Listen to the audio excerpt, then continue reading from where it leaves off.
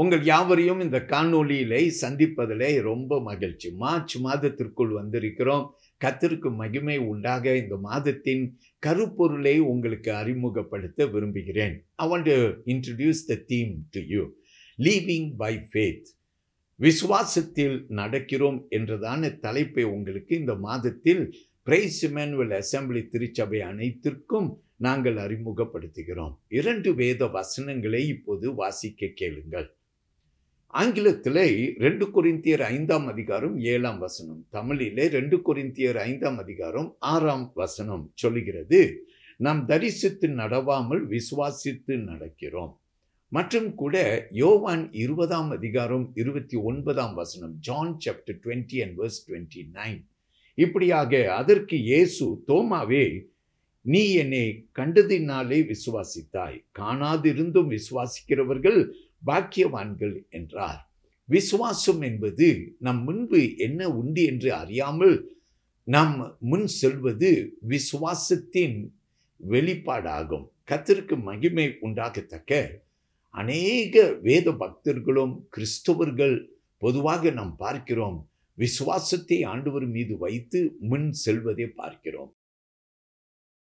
Abraham, ஆண்டவர் அவரை அழைத்த போது தன் தேசத்தை விட்டு அவர் எங்கே போகிறேன் என்று அறியாமல் அவர் விசுவாசத்தில் நடக்க தொடங்கினார். ஆண்டவரும் ஆபிரகாமுக்கு ஒரு பெரிய ஆசீர்வாதத்தை வைத்திருந்தார். உன்னை ஒரு பெரிய ஜாதி ஆக்குவேன் என்று சொன்னார். நீ பலுகி பெருகுவாய் என்று கூறினார். அவர் பிள்ளை பாக்கியம் கூட இல்லாத போது கூட விசுவாசத்தில் முன்னோக்கி சென்றார். தேவனும் ஆபிரகாமை ஆசீர்வதித்தார் என்று நாம் பார்க்கிறோம். ஜார்ஜ் முல்லர் என்ற தேவ பக்தனை பாருங்கள். இவர் இங்கிலாந்து தேசத்திலே ஆண்டவருக்காக பணியாற்றினார். ஒரு அநாதை பிள்ளையின் இல்லத்தை ஸ்தாபித்து அந்த இல்லத்திலே அவர் அநேக பிள்ளைகளுக்கு ஆதரவு அளித்து அவர் படிப்பை அவர்களுக்கு ஊற்றினார். நாம் பார்க்கிறோம், அவருடைய வாழ்நாள் முழுவதும் 10,000க்கும் மேலான சிறு பிள்ளைகளை அவர் அணைத்து நடத்தினார். அது மட்டுமல்லாமல் அவர் 117 அவர் கிறிஸ்தவ பள்ளிகளை ஸ்தாபித்தார்.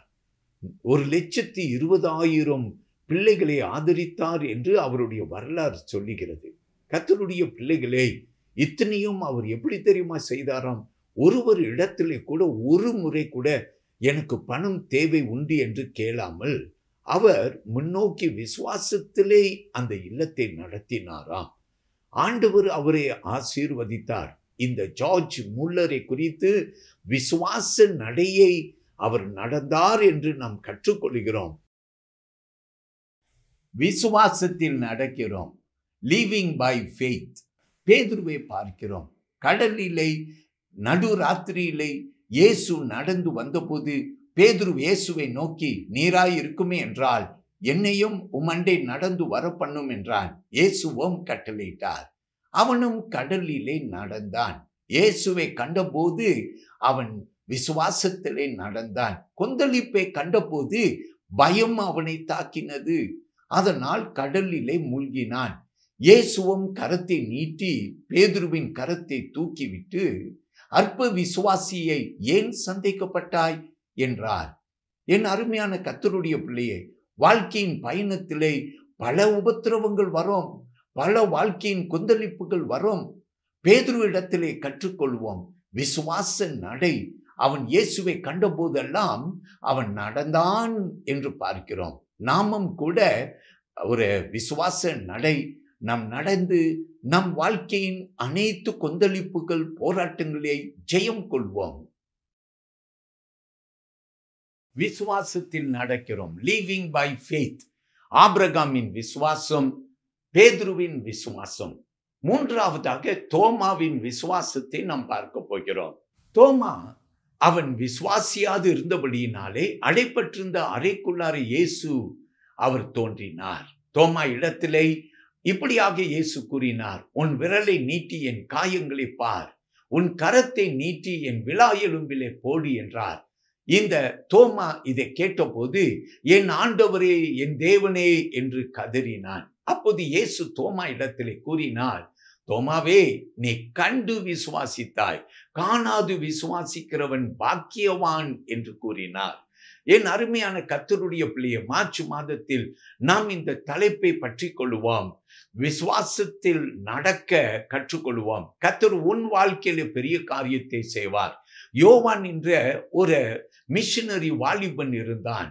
இந்தியா தேசத்துக்கு புறப்பட்டு போனான்.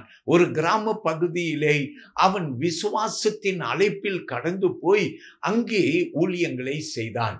அவனுக்கு ஒரு ஸ்தாபன உதவி அல்ல, அவனுக்கு பண உதவியும் இல்லை. அவனுக்கு இருந்ததெல்லாம் விசுவாசம். ஆண்டவர் என்னை அழைத்தார் என்று போனான். அங்கே சிரமம் பாராது பல நாட்களாய் ஊழியம் செய்தான். அவன் ஒரு அறுவடையும் காணவில்லை.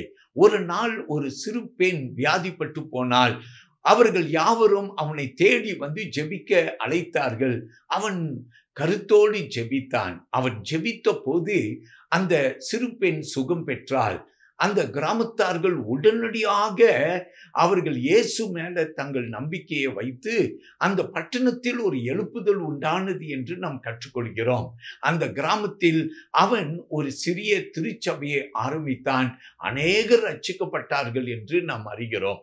என் அருமையான தேவ பிள்ளைகளே, ஆண்டவர் உன்னுடைய வாழ்க்கையிலும் பெரிய அற்புதம் செய்வார் என்று நம்பிக்கையோடு இந்த கரம் உயர்த்தி உன்னை ஆசீர்வதிக்கிறேன்.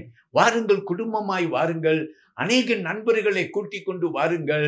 விசுவாசத்தின் நடையை கற்றுக்கொண்டது போல நாம் அந்த நடையில் நடப்போமே என்றால் கர்த்தர் உன் வாழ்க்கையிலே, உன் குடும்பத்திலே உன்னை சுற்றி பெரிய காரியம் செய்வார். I bless you. I look forward to see you in the church every Sunday. God bless you.